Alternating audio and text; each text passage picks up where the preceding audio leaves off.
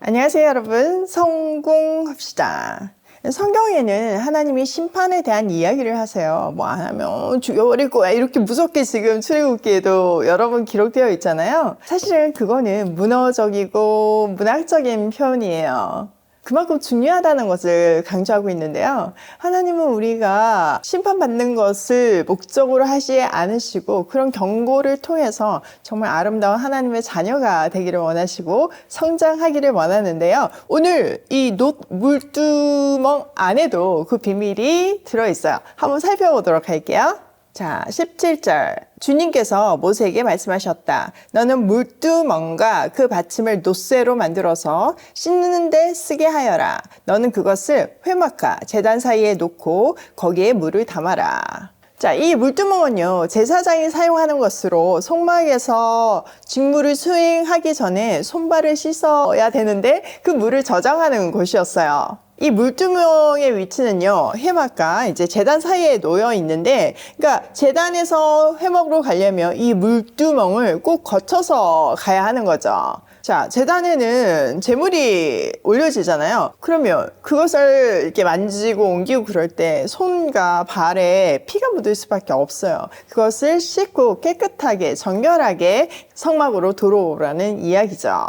자, 그런데 이 물두멍은요, 심판을 상징하는 놋으로 만들어져 있었어요. 씻지 않으면 심판을 받는다는 의미이죠. 자, 그 진정한 의미가 무엇인지 한번 볼게요.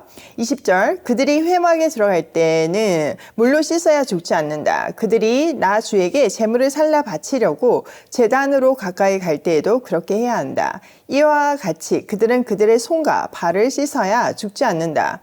이것은 그와 그의 자손이 대대로 지켜야 할 영원한 규례이다. 자, 제사장은요, 꼭 회막에 들어갈 때 물로 손과 발을 씻어야 된대요. 그렇지 않으면 죽는다고 아주 엄하게 경고하고 있어요. 이것은 너무너무 중요한 일이다 라는 의미가 담겨 있는 거죠. 또 제물을 바치는 제단으로 가까이 갈 때에도 씻어야 한대요. 이건 대대로 지켜야 되는 규정이래요. 근데 이 물두멍의 특징이 있어요. 뭘까요? 혹시 눈치채셨나요? 자, 다른 것들은 보면 정확한 치수와 몇 번 해라, 뭐 날마다 아침 저녁 해라, 뭐 이런 것들이 나와 있잖아요. 근데 이 물두멍에만 정확한 치수가 나와 있지 않고 횟수도 나와 있지 않아요. 이것은 죄로 더러워질 때마다 언제나 어디서나 어느 시간에나 다 와서 그 씻음을 받으라는 의미가 담겨 있는 거죠. 심판이 목적이 아니라 용서가 목적인 무한한 하나님의 은혜와 사랑이 이 안에 녹아져 있는 거예요.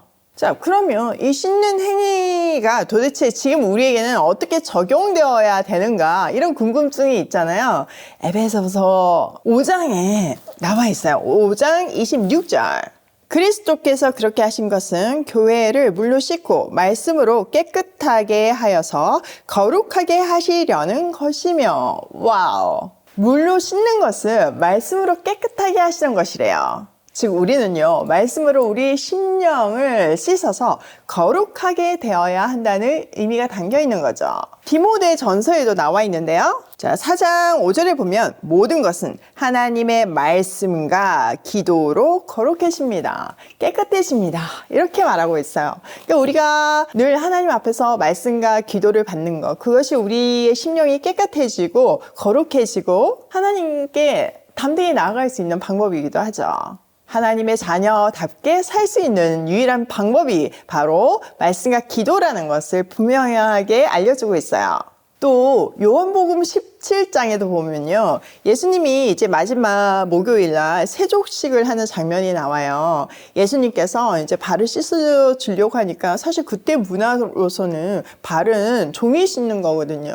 그러니까 이게 선생님인데 자기 발을 씻으려고 하니까 베드로가 그렇게 할 수 없다고 막 거부하죠.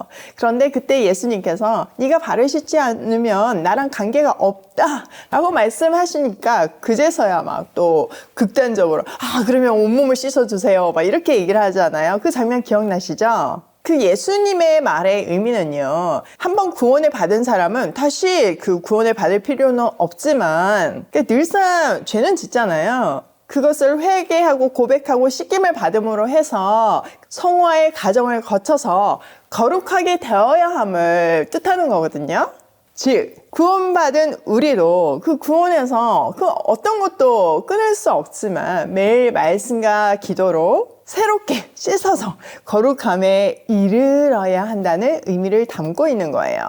또 이때 꼭 기억해야 하는 것은 우리 수도 없이 넘어지죠. 그렇지만 그것 때문에 그냥 넘어져 있으면 안 된다는 거예요. 그게 막 너무 미안해가지고 하나님 앞에 나서는 것을 두려워하지 말아라는 거예요. 하나님은 이렇게 물두멍에 어떤 횟수나 사이즈를 지정하지 않으셨어요. 내가 100번이라도 100만 번이라도 용서해 주신다는 그 놀라운 사랑이 이 안에 담겨 있는 거예요. 끊임없이 우리를 씻겨서 정말 하나님이 그 만드신 계획하신 그 걸작품에 이르기까지 매일 새롭게 다듬어지는 우리가 되면 좋겠어요. 자, 오늘 내용을 우리 삶에 한번 적용을 해보면 첫 번째, 말씀과 기도로 마음을 늘 새롭게 씻자. 이거 너무 중요한 이야기예요. 우리가 마음을 씻을 수 있는 방법은요, 정말 말씀과 기도밖에 없어요. 우리는 날마다 새로워지고 날마다 성장하고 오늘보다 나은 내일을 살고 싶잖아요. 그러면 방법이 있다 없다? 있다! 뭐예요? 말씀과 기도예요. 두 번째, 하나님의 용서에는 제한이 없다. 이거는 정말 용서받지 못할 거야. 이런 건 없다는 거예요. 하나님의 용서에는 절대 제한이 없고 횟수에도 제한이 없음을 기억하면서 늘 하나님 앞에 담대히 은혜를 구하며 나아가야 해요.